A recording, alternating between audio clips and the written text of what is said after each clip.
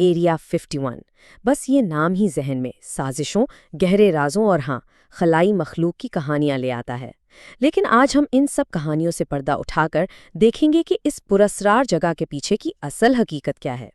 اسے دنیا کا سب سے مشہور خفیہ فوجی اڈا مانا جاتا ہے، اور دہائیوں سے اس کا نام جڑ چکا ہے خلائی مخلوق سے، اڑن تشتریوں سے اور ان گنت حکومتی رازوں سے۔ لیکن سوال یہ ہے کہ ان کہانیوں میں آخر سچائی کتنی ہے؟ ایک طرف تو وہ کہانیاں ہیں جو ہم سب نے سنی ہیں، تباہ شدہ خلائی جہاز، ایلین ٹیکنالوجی، یہاں تک کہ ٹائم ٹریول۔ لیکن دوسری طرف وہ حقیقت ہے جو اب سامنے آ چکی ہے، اور سچ پوچھیں تو یہ حقیقت ان کہانیوں سے کہیں زیادہ دلچسپ اور حیران کن ہے۔ تو آئیے اس راز کی تہوں کو ایک ایک کر کے کھولتے ہیں۔ تو ایریا 51 کی کہانی شروع کہاں سے ہوتی ہے؟ کسی خلائی جہاز کے حادثے سے؟ نہیں، بالکل نہیں۔ اس کی شروعات ہوتی ہے سرد جنگ کے عروج پر، جب جاسوسی کا ایک بڑا بحران سر پہ کھڑا تھا۔ بات ہے 1955 کی۔ CIA کو ایک ایسی خفیہ اور دور دراز جگہ کی تلاش تھی جہاں وہ اپنا ایک نیا انقلابی جاسوس طیارہ یعنی U-2 بنا بھی سکیں اور اس کی آزمائش بھی کر سکیں۔ یہ ایک ٹاپ سیکرٹ پروجیکٹ تھا، کوڈ نیم تھا ایکویٹون، اور اسے ہر حال میں دنیا کی نظروں سے دور رکھنا تھا۔ اور پھر اس پروجیکٹ کے لیڈ انجینئر کیلی جانسن کو وہ جگہ مل ہی گئی، گروم لیک کی خشک جھیل۔ انہوں نے کہا کہ یہ جگہ تو کسی بلیئرڈ ٹیبل کی طرح ہموار ہے، لینڈنگ کے لیے بالکل پرفیکٹ۔ لیکن اب مسئلہ یہ تھا کہ اس ویران جگہ پر کام کرنے کے لیے لوگوں کو کیسے لایا جائے؟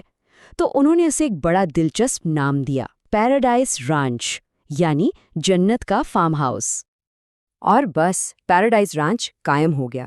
پہلے تو وہاں صرف چند شیلٹرز اور ٹریلرز تھے، لیکن جیسے جیسے U-2 اور پھر اس کے بعد آکسکارڈ جیسے ٹاپ سیکرٹ پروگرامز شروع ہوئے، یہ چھوٹی سی جگہ تیزی سے ایک بہت بڑے ہائی ٹیک کمپلیکس میں بدل گئی۔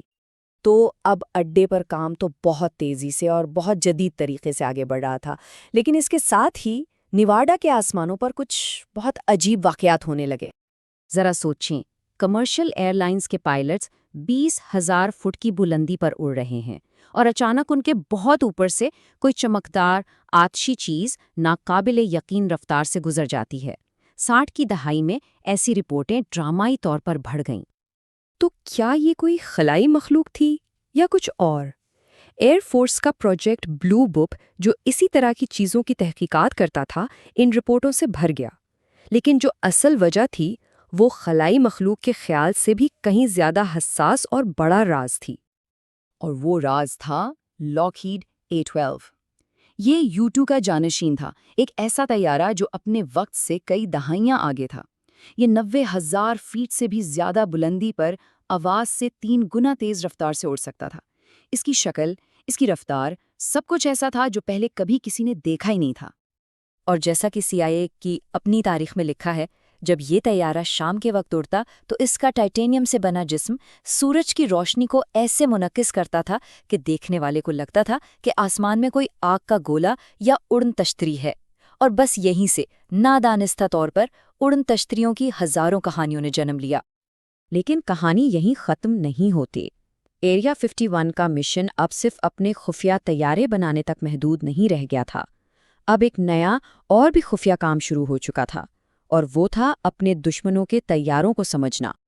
اسے کہتے تھے فورن ٹیکنالوجی ایویلیویشن۔ اس پروگرام کا مقصد تھا کہ کسی بھی طرح سوویت یونین کے فوجی طیارے حاصل کیے جائیں، ان کی آزمائش کی جائے اور ان کی کمزوریوں کا پتہ لگایا جائے۔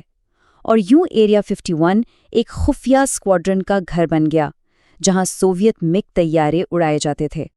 یہاں امریکی پائلٹس ان پکڑے گئے سوویت MiG-21 طیاروں کے خلاف فرضی لڑائیاں لڑتے تھے۔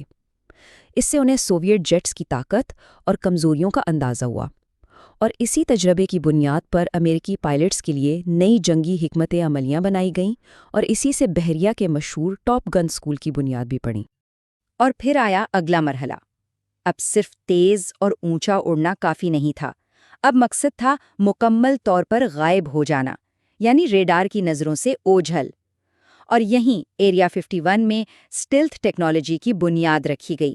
1977 میں ہیو بلو پروٹوٹائپ سے شروع ہو کر اسی ٹیکنالوجی نے آگے چل کر F-117 نائٹ ہاک کو جنم دیا۔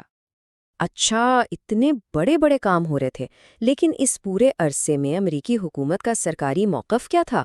صرف ایک، مکمل خاموشی، جیسے یہ جگہ وجود ہی نہیں رکھتی۔